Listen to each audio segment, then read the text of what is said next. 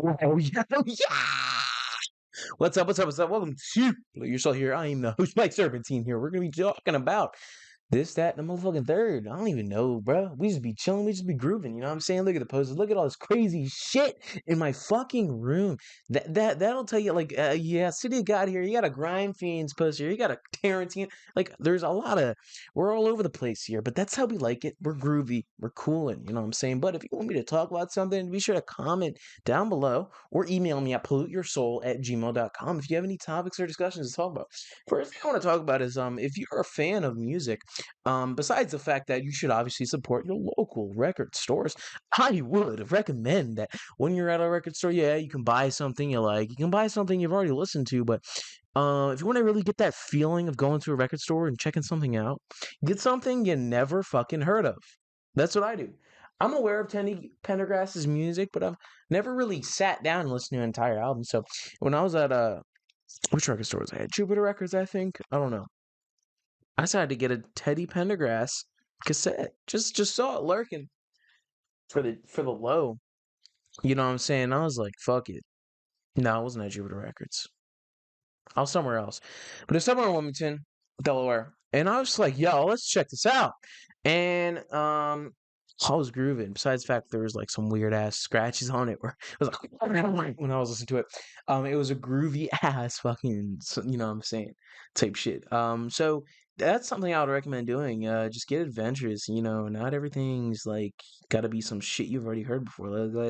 Get exploratory. I mean, that's what I was thinking when I checked out what we're going to talk about now is the G.G. Allin documentary. As you can see right here, I have this pulled up on the screen. This is basically a fucking documentary about a wild ass geezer. You know what I'm saying? Wild ass geezer he was.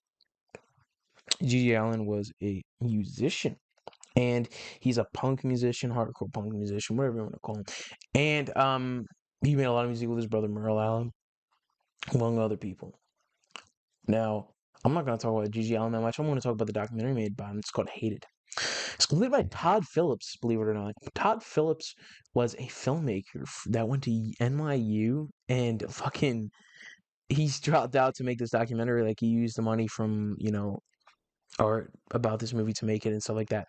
So he was fucking a film student. Now, obviously, you know him for directing Joker and the Hangover trilogy and War Dogs. But back in the day, he was making some really good documentaries. There's another documentary that he did about frat culture and how violent that shit can be and how like negative that can be for some people. Frat culture in colleges in the United States.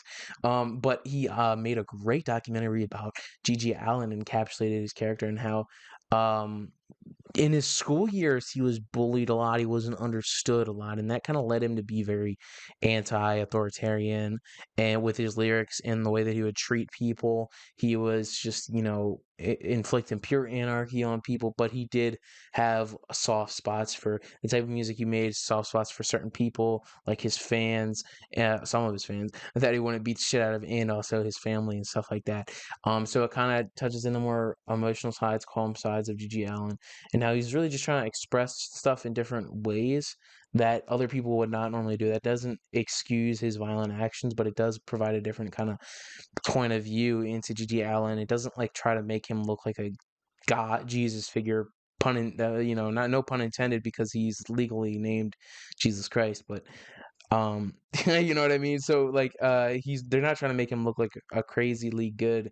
Hey, he's just trying to like show like what's the method to the madness, because you know, like it or not, he did make some good tunes if you like that kind of style, if you like hardcore punk, even if you like calm or just smooth kind of, I would consider like folk country kind of music, like Carmelita.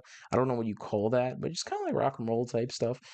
Carmelita, I think that's what that song is called, but it's a banger. And When I Die too is a great song with him, by him, and it really does show a lot of perspectives into the shit. And you also just get some crazy shit you never thought you'd see, like when the girl pisses on his face and shit like that. And one of my favorite bits from the movie is when the fan, he's hanging out with Gigi, and or he's on the phone with Gigi, and Gigi's like, "Yeah, I'm not gonna do my performance unless you get a girl to piss in my mouth," and you know. he was like, all right, I'll find, and he found a girl, one of his biggest fan, who really kind of makes the documentary because it allows the audience to kind of understand Gigi Allen because he's like the biggest fan. So Unk is just like the best part of the documentary, in my opinion. That and the Gigi Allen, of course, being in it, and also Merle is a great part of the documentary. I definitely recommend checking out the Soft White Underbelly videos from Merle Allen. Merle Allen is a very interesting figure, and he has a serial killer memorabilia interview type of thing on that. He's an obscure type of guy, but that's the type of people I like to analyze. He's a cool mind. You know what I mean? He's not just some crazy rock and roll geezer. He's a very smart and interesting individual, Merle Allen. But besides that, Unk really makes or breaks the documentary. He gets this girl that's just, kinky girl to piss in Gigi Allen's mouth, and they film it before the show. It's like the funniest fucking thing ever because everybody's like, everybody's partying, and it's like, what? You know what I mean? It's just a crazy, moment and stuff like that. And so it's not just like this documentary. You don't really even hear that. There's still a narration, like it's still well edited and stuff like that.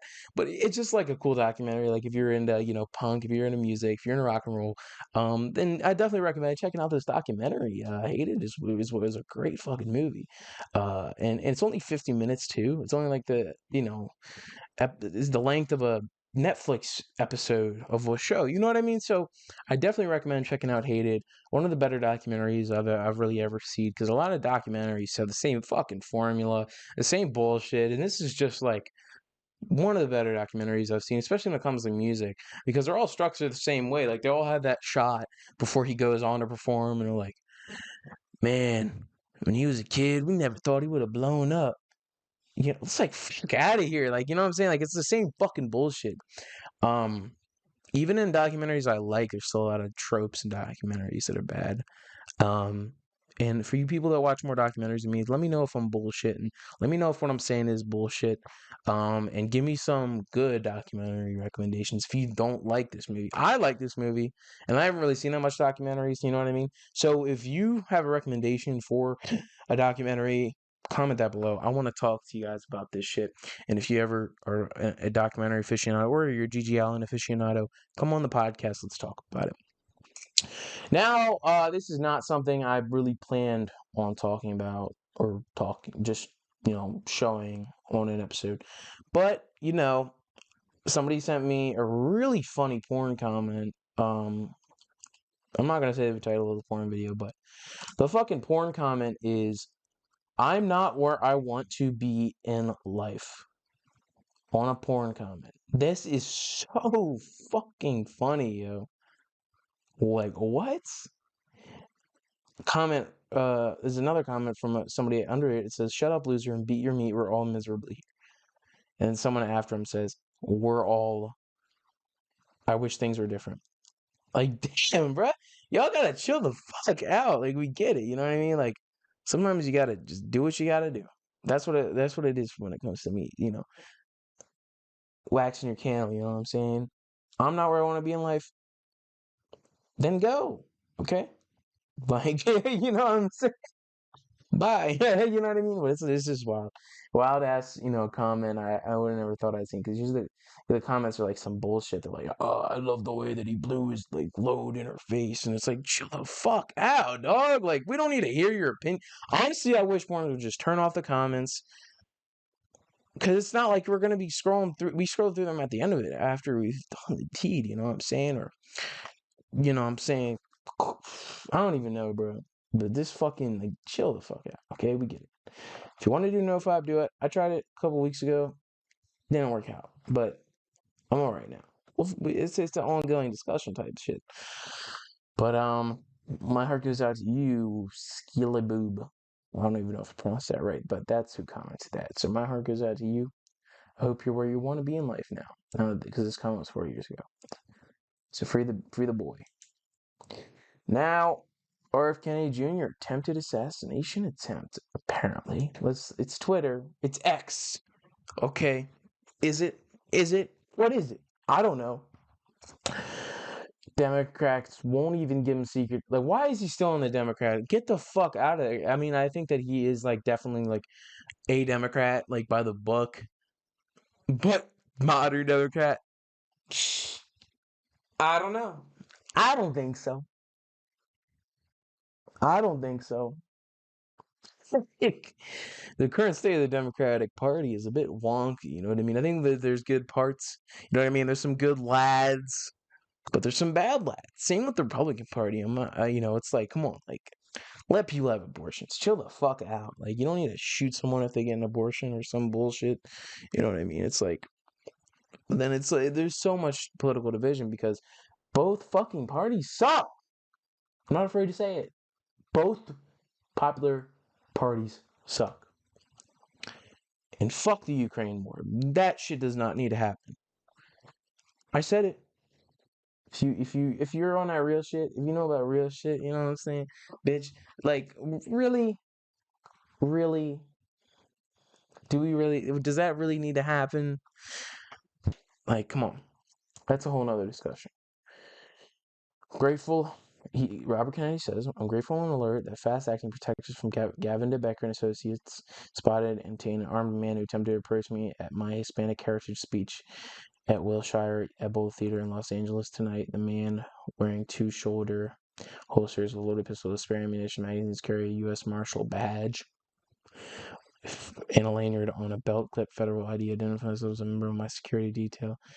Armed GDBA members moved quickly to isolate and detain the man until LAPD arrived to make the arrest. I'm grateful for LAPD because he's tapped in with LA. Because I think he's from there, and he's married to Cheryl Hines. I mean, I didn't know much about him, but when I found out he was married to Cheryl Hines, what a mad lad, okay? What a great, he's a geezer, you know what I mean? Great for him. Cheryl Hines is the best. She's so funny. Like, shouts out to him. He gets bonus points for that. Yeah. He's entertaining. I hope that President Biden will allow me. Biden's probably like fucking sleep at 8 p.m. right now. What's it? 10:50 where I'm at. He's probably been asleep for a minute now, watching NCIS or some like old man cop show. You know what I'm saying? Oh, I love this show. They arrested him again. There's some bullshit fucking cop. Like I don't even know what the fuck. He's probably fucking reading. He's probably writing a letter with a fucking wax closing seal on that bitch with a capital B. That Jill has to help him press down. I gotta send my letter to H.W. Bush, who's dead, by the way. But I assume that he probably still thinks that he's alive. Yeah, I know. I'm talking shit. Suck my dick. Fuck Trump too. I don't really mess with Trump like that. You know what I'm saying? I think he's a geezer. I think he's funny. But that's a whole nother discussion. President Biden ain't gonna do shit. It's like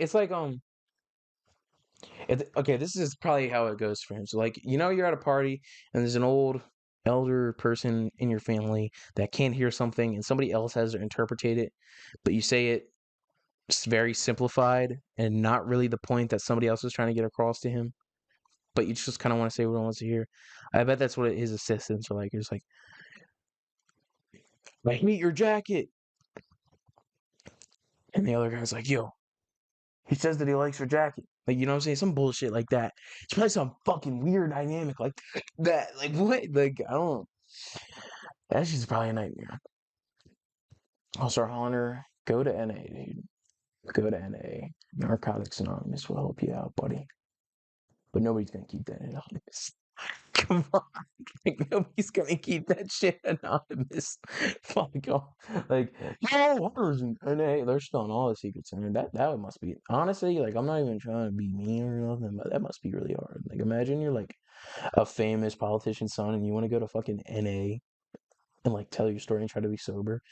Everybody's like, yo, he's talking about some laptop. Like, imagine you're going and you're like, man, got caught up in this laptop scandal. There's fucking like Gerald on that 4chan. It's like, yo, I was in a fucking NA with Hunter Biden. Like, you know, and he's talking about, like, you know, he's doing crack with Ukrainian hookers, fucking Tony Soprano's ex-girlfriend type shit. Yeah. Shouts out, not Svetlana. Svetlana is dope, though. What's her name? What the fuck is her name? Carmelita? I don't even know. But Tony Soprano, man, like, you know what I'm saying? Like, best girlfriends out of anybody in television. Like, you know what I'm saying? Like, honestly, besides Lauren Bracco, Goodfellas, like his girlfriends in Goodfellas are beat. Like most of them are beat. IMO, I think they're like in general attractive, and I don't know their personalities, but in my opinion, at that time, you know, you're making $1 million movie here. Come on, like let's make sure these girlfriends are very attractive. But maybe I'm a fucking asshole, and maybe that's why I'm saying that. So if I'm an asshole, let me know, okay? But Tony Soprano has out of all the mob bosses on television, has the best fucking girlfriends. I don't know what's going on. I don't know how. I don't know what Rizzy has. It's probably that coke. Cause he was in that nose can. He was like, I was with Adriana and I was just doing a little bit of fucking coke. Jesus fucking Christ. Like, fuck, man. Like, I bet it was that way. So the question was posted: are there any rules about gun brawlers? Florence Pugh is involved with this, okay? Because she is obviously in this picture not wearing a bra. Okay. So I posted to a divisive audience. Us men got a free ball with white pants. Show these brawlers people my dick and balls keep leaving. I wouldn't do that. I'm not comfortable doing that. Maybe I would be. It depends. Depends what mood I'm in. You know what I mean? But I mean, what are we doing here? If I think it's like that conversation where it's like it depends where it is. You know what I mean? Like if it's in a bar, you know what I mean? It's like all right, okay, whatever. But if it's like in a very public area, come on. I don't know though. The problem though is like how do you not sexualize boobs? Like, you know what I mean? That's the thing though. Men have been going unwarranted shirtless, but like it's kind of weird. It's a kind of weird topic. A lot of people argue that you shouldn't even discuss it. You should just normalize it. But it's like, what are we, nudists here? I mean, I like sleeping naked, but I mean, what's going on? I don't know. It's honestly, I don't even fucking know. I don't even know the answer. But if it happens, I'm not gonna complain. But if you see me looking, don't slap me, okay? It's like you're wearing yoga pants. What do you expect? I mean, I'm sorry. You know, I apologize. You know what I mean? But that's just kind of one of those you bump into someone like, fuck, my fault, OG. My fault, OG. It's kind of one of them my fault, OG situations. Like, so what? I popped the pants. Shoot me, please. Okay? I'm wearing a Burzum shirt. Not a white supremacist. I hate white supremacy. Um, Separate the art from the artist. Um, and I want to talk about a scene that this actress was involved in. Why did the Bhagavad Gita quote from Oppenheimer have to be said during a sex scene with Florence Pugh? Okay, because when there's a sex scene with Florence Pugh, okay, it's like, let's think about the relationship here. Yeah. What the fuck does that quote have to do with banging commie hot chick? Okay, I've banged a communist. I've fucked a communist before. I'm not a commie. Okay. I'm an anarcho-liberalist liberal.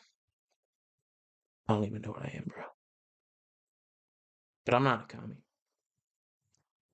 But in that scene, it should have been about the relationship, but it doesn't make or break them. It's still a fucking masterpiece of a movie, but it's like, come on, like, I don't like why is it like that? Like they're fucking. She's on top, and she's like, oh, what's this book thing? What's this mean?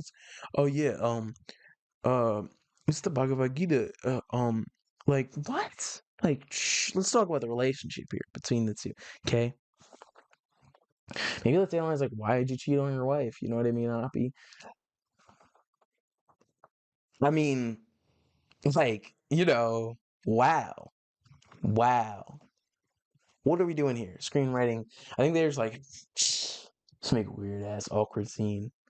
You know what I mean? Because it's like, that's what it is with Nolan's dialogue. Is a lot of the all the dialogue is so fucking situational.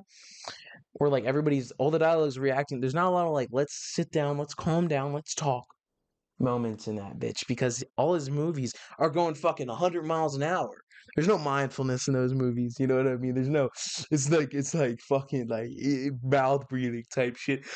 It's like kind of crazy. It's a crazy fucking atmosphere he sets in his movies.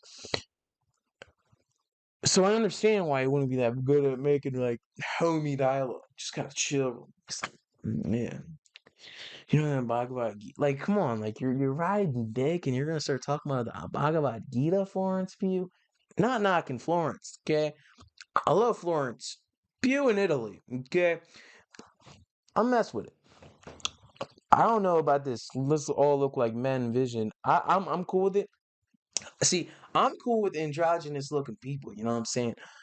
I'm a member of the LGBTQ community. I'm bisexual. I support that shit, right?